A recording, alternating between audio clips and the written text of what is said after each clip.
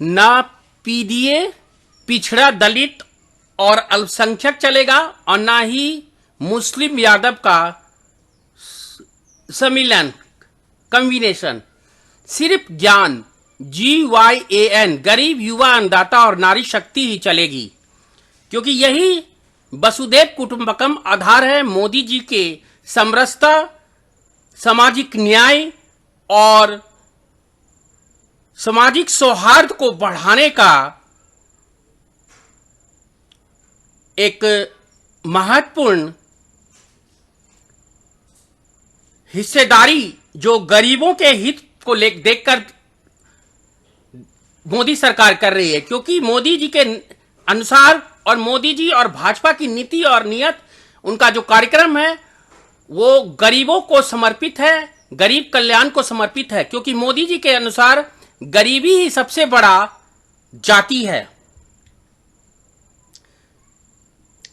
समरसता और सद्भाव की जीत, आर्थिक आधार पर कमजोर वर्ग को सरकारी नौकरियों एवं शैक्षणिक संस्थानों में 10% आरक्षण देने वाला 144वां संवैधानिक संशोधन बिल लोकसभा में भारी बहुमत से पारित करके 323 के विरुद्ध 4 मत पड़े और इस तरह मोदी सरकार ने जतला दिया कि सामाजिक समरसता, सामाजिक न्याय और जात पात के भेद को मिटा करके देश में की अखंडता और एकता को सुनिश्चित कैसे किया जा सकता है। इससे पहले भी मोदी सरकार ने ST/SC एट्रोसिटी केस को, जो अनुसूचित जाति अनुसूचित जनजाति प्रताड़ना केस है, उससे संबंधित जो एक्ट है, धारा है, उनको मजबूत करके सशक्तिकरण करके उनकी सामाजिक सुरक्षा को सुनिश्चित किया। साथ ही पिछड़ा वर्ग को जो वर्षों की मांग थी, उन्हें पिछड़ा वर्ग आयोग को संवैधानिक दर्जा देकर सामाजिक समरसता सुनिश्चित की। सामाजिक समरसता और सामाजिक न्याय के प्रति इंडिया अलायंस, इंडी गठबंधन का जो विचार रहा है वो शुरू से ही ड्वेलनेस कर रहा है। उनके विचार बहुत ही अलग हैं और वो सामाजिक न्याय के नाम पर मात्र ढकोसला करते रहे हैं। जब डॉक्टर अंबेडकर जी को, बाबा साहब भीमराव अंबेडकर जी को भारत रत्न देने की बात हुई तो उन्हें भारत रत्न देने में लगभग 44 वर्ष से भी अधिक समय लग गया, जबकि भारत के प्रथम प्रधानमंत्री उनके जिंदा रहते ही उन्हें भारत रत्न मिल चुका था। इंदिरा गांधी जी भी जब जीवित थी तभी उन्हें भारत रत्न मिल चुका था। और इस तरह से सामाजिक न्याय का जो सबसे बड़े पुरोधा हैं, जिन्हें भारत के संविधान के निर्माता के तौर पर, प्रारूप समिति के अध्यक्ष के तौर पर उन्हें सम्मान दिया जाता है। भारत के, आधुनिक भारत के संविधान के जो सबसे बड़े एक नायक है, सामाजिक न्याय के नायक हैं, उनके साथ इस तरह का व्यवहार करता रहा है। जो पार्टी वो गठबंधन की बात करता है, वो सामाजिक न्याय और सामाजिक सौहार्द की बात करता है, जो कि गले से नहीं उतरता है। क्योंकि सामाजिक न्याय का सबसे बड़ा जो महत्व दिखाई पड़ता है वो ये है कि सामाजिक न्याय को धरातल पर जब तक नहीं उतारा जाएगा तो सामाजिक न्याय संभव नहीं है। ये बातें खुद प्रधानमंत्री मोदी जी ने 2024 में बजट सेशन में कहा था कि why Bharat Ratna was not given to Ambedkar, Bharat Ratna Ambedkar को क्यों नहीं दिया गया अभी तक। इसके पीछे का कारण क्या है ये सर्वविदित है और ये सबको पता है कि क्यों नहीं दिया गया।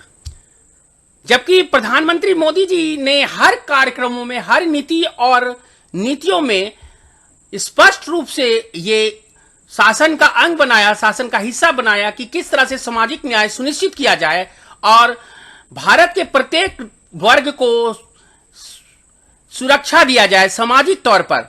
और इसी तहत स्टैंड अप इंडिया में प्रोग्राम बनाया गया जिससे उद्यमिता को बढ़ावा दिया गया और लोगों को ST, SC, OBC और अन्य महिला जैसे वर्ग को कई तरह की सामाजिक सुरक्षा प्रदान की गई कानूनी तौर पर।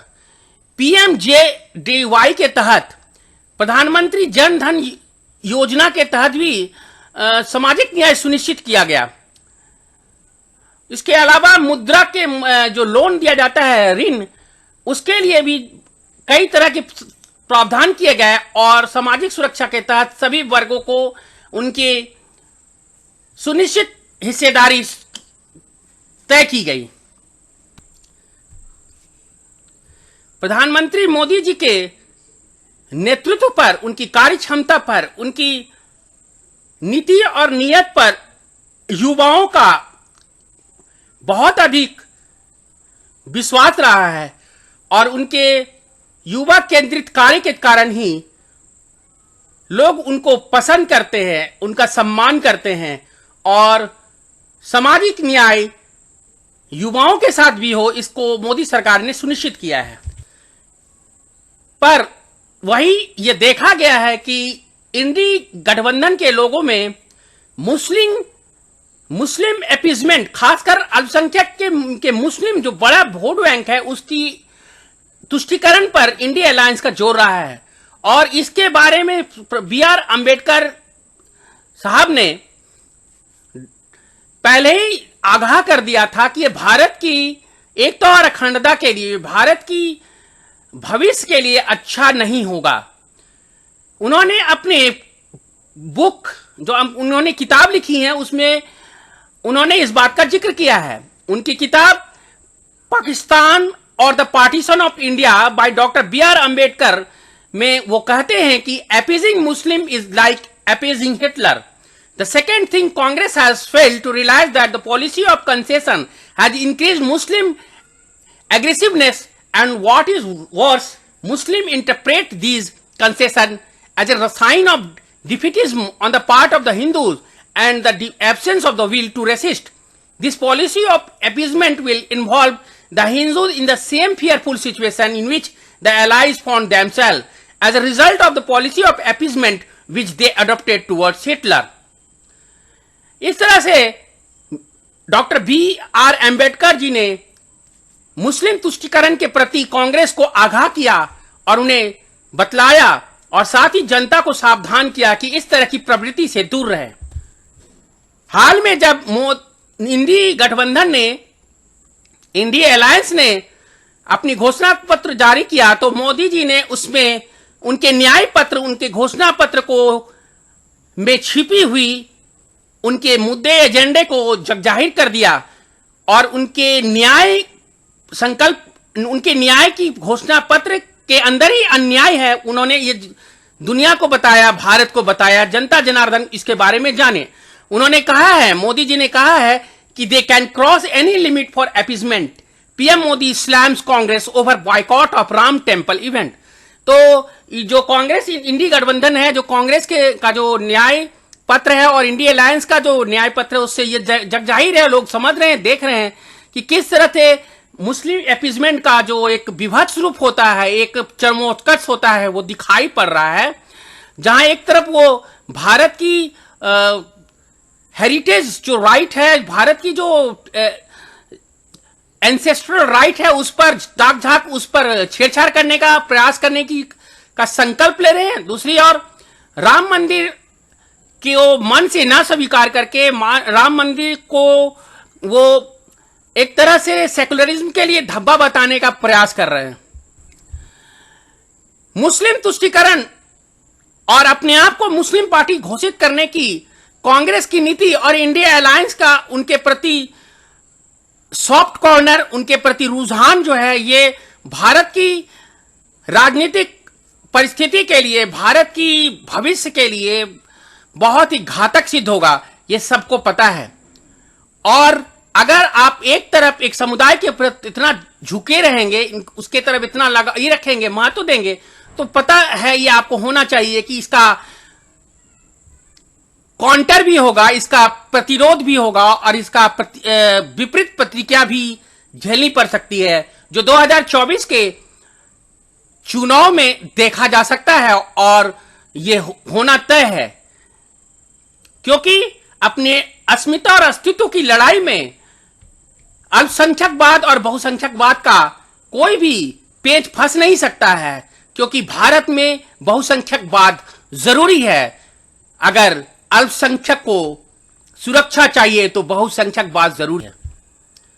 और आज ये जनता जान रही है, जनता जाग चुकी है। इसलिए हम सभी को अपनी अस्मिता और अस्तित्व की रक्षार्थ लोकतांत्रिक तरीके से अब ये जवाब देना है कि तुष्टीकरण भारत में अब स्थान नहीं रख सकता। तुष्टीकरण भारत छोड़ो, तुष्टीकरण भारत छोड़ो, तुष्टीकरण भारत छोड़ो। इसलिए मेरा यह कहना है कि प्रचंड मतदान करें। अब की बार 400 पार, 100% मतदान, तभी तो फिर से तीसरी बार मोदी सरकार। वंदे मातरम, भारत माता की जय, जय श्री राम।